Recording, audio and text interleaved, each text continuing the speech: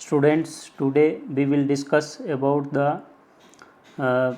Relations between India and Pakistan. India और पाकिस्तान के बीच में क्या रिलेशंस हैं, कैसे हैं, उसके बारे में डिस्कस कर रहे हैं।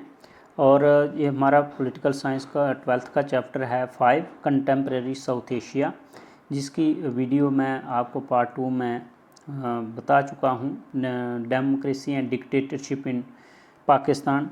तो ये वीडियो अगर आपने नहीं देखी है तो आप जल्दी से चैनल को सब्सक्राइब कर लीजिए और इस वीडियो को भी देख लीजिए।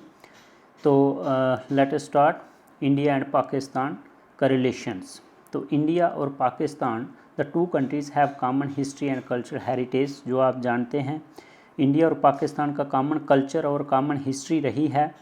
दोनों कंट्रीज़ जो हैं वो पहले एक ही हुआ करती थी 1947 से पहले, और पाकिस्तान गवर्नमेंट जो है वो इंडिया के प्रति हॉस्टाइल रही है तब से, 1947 के बाद जब से इसको आज़ादी मिली है।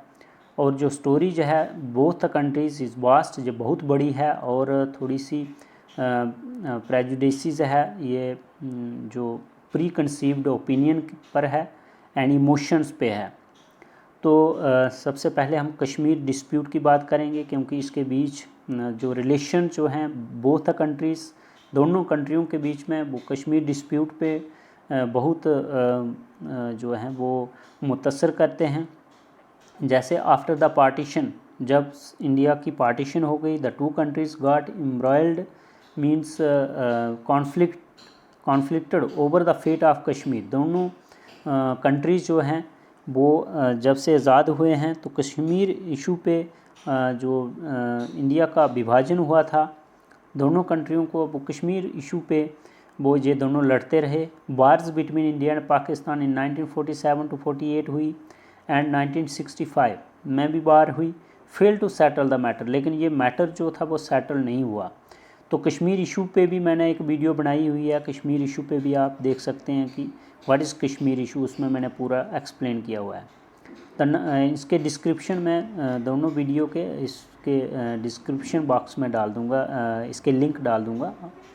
तो 1947 to 48 war resulted in division of the province into Pakistan occupied Kashmir and the Indian provinces of Jammu and Kashmir divided by LOC। तो 1947 to 48 में जो वार हुई इंडिया की और पाकिस्तान की, उसका रिज़ल्ट ये हुए कि पाकिस्तान जो कश्मीर है ये दो हिस्सों में बंट गया। एक पाकिस्तान ऑक्यूपाइड कश्मीर जो पाकिस्तान के कब्ज़े में हो गया, और Indian provinces of Jammu and Kashmir का जो इस वक्त प्रेजेंटली हिस्सा है जम्मू और जो कश्मीर है, ये इंडिया के कब्ज़े में है। तो उसके बाद बांग्लादेश इशू इसमें आ गया। 1971 there was a war between India and Pakistan के बीच में वार हुई। वो किस पे? Liberation of Bangladesh. क्वेश्चन आ गया था कि बांग्लादेश को कैसे आज़ादी मिले। फार्मर ईस्ट पाकिस्तान, जिसको ईस्ट पाकिस्तान के नाम से जाना जाता है। इन 1971 the war continued for about 2 weeks and ये 2 हफ्तों तक ये 1971 में वार चली। And the Pakistan army general surrendered, और पाकिस्तान का जो आर्मी जनरल था जनरल नियाज़ी, उसने इंडिया की और बांग्लादेश की फोर्सेस के सामने अनकंडीशनली सरेंडर किया था। और ये वार जो था वो 1971 की बांग्लादेश की आज़ादी के साथ ख़त्म हुई।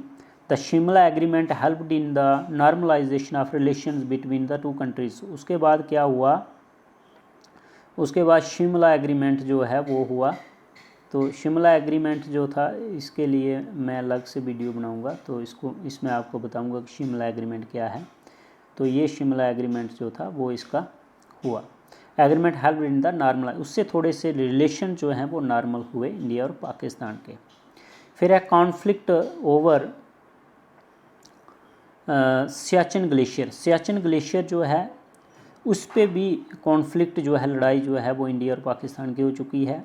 Conflict over the Siachen glacier also led to a costly war between the two countries में। ये बहुत महंगा वार इंडिया और पाकिस्तान के लिए रहा, क्योंकि ये बर्फ़ के पहाड़ों पे लड़ाई करना इतना आसान नहीं होता। Pakistan sent troops in large numbers with the view to strengthening the hold over the glacier. तो पाकिस्तान ने क्या किया? अपने ट्रूप्स भेजकर ग्लेशियर पे कंट्रोल करना चाहा था, अपने ट्रूप्स भेज के, अपने सोल्जर्स भेज के इंडिया रिटेलिएटेड बिकॉज इंडिया ने इसका जवाब दिया और पाकिस्तान एक्टेड अगेंस्ट अस, क्योंकि पाकिस्तान हमारे अगेंस्ट काम कर रहा है। इन 2005 our prime minister visited this area, और 2005 में हमारे प्रधानमंत्री इस एरिया में विज़िट किए और declare it to be a zone of peace, और अब इसको पीस जोन करार दे दिया गया है।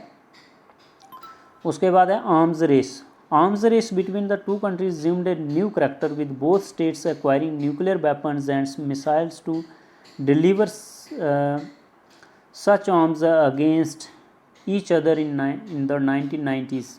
तो आर्म्स रेस जो है वो 1990s में इंडिया और पाकिस्तान के बीच में स्टार्ट हो गई। वो एक नया करैक्टर जो था वो सामने आया, क्योंकि न्यूक्लियर वेपन्स दोनों कंट्रियों ने एक्वायर कर लिए थे, मिसाइलें जो थी वो एक्वायर कर रहे थे एक दूसरे के अगेंस्ट। और जैसे कि 1998 में इंडिया कंडक्टेड न्यूक्लियर एक्सप्लोजन इन पोखरान, तो पोखरान में इंडिया ने एक पहला अपना जो 1998 में दूसरा न्यूक्लियर टेस्ट एक्सप्लोजन किया था। And Pakistan responded by carrying nuclear test in Chagai hills, तो पाकिस्तान में इसके रिटेलिएटेड में न्यूक्लियर टेस्ट जो है चगाई में हिल्स में किया। फिर इसका डिस्प्यूट इंडिया और पाकिस्तान का एक यहाँ से आता है शेयरिंग रिवर वाटर डिस्प्यूट। तो वाटर डिस्प्यूट भी इंडिया और पाकिस्तान के बीच में रहा है। हालांकि इसकी 1960 में ट्रीटी भी हुई है, इंडस वाटर ट्रीटी के नाम से जिसको जाना जाता है। इंडस, ये आपने याद रखना है, इंडस वाटर ट्रीटी कब हुई थी? 1960 में, यहाँ पे लिखा भी हुआ है 1960। तो India and Pakistan also had problems over sharing the river waters until 1960 they were locked in the fierce argument over the use of rivers of the Indus basin.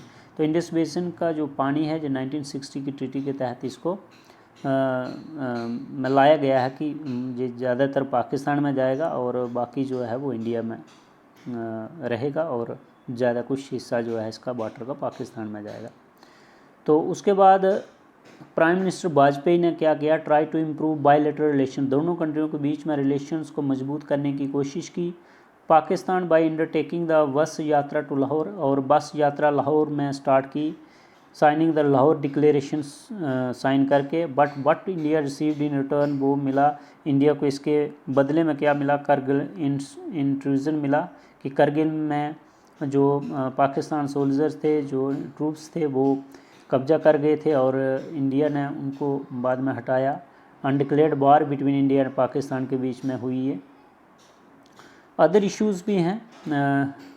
In spy agency inter services intelligence ISI जो है, जो पाकिस्तान की खुफिया agency है, is alleged to be involved in various anti India campaign in India's north east, operating secretly through Bangladesh and Nepal. Bangladesh और नेपाल के through India के against जो काम करती है, एंटी इंडिया कैंपेन चलाती है नॉर्थ ईस्ट रीजन में। The two countries are not in agreement over the demarcation line in Sir Creek in the Rann of Kutch. तो एक डिस्प्यूटेड लाइन और है इंडिया और पाकिस्तान के बीच में, जो अभी तक इसका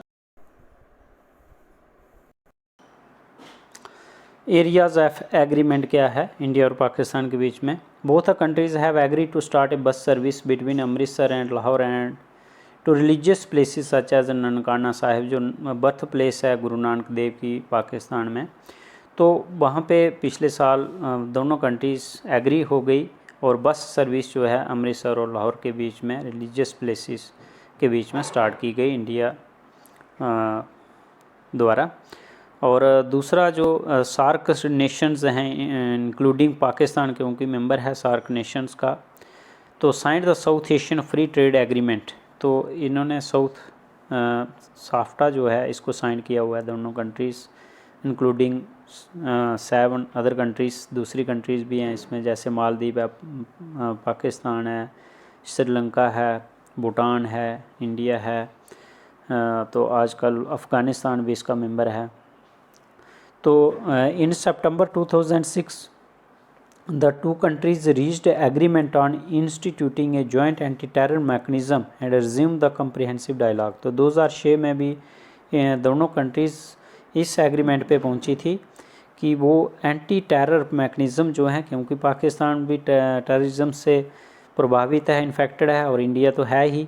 तो इन दोनों ने कोशिश की थी कि एंटी टेरर मैकेनिज़्म जो है वो जॉइंटली ये रिज्यूम करें और कम्प्रीहेंसिव डायलॉग रखें। तो इस तरह से ये रिलेशंस हैं इंडिया और पाकिस्तान के बीच में।